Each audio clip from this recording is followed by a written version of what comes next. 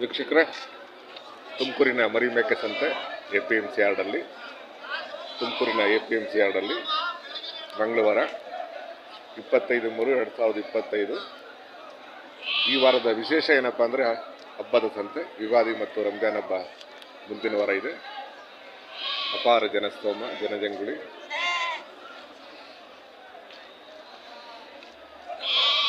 ಮರಿಮೇಕೆ ಸಂತೆ ತುಮಕೂರು APMC ಯಾರ್ಡಲ್ಲಿ.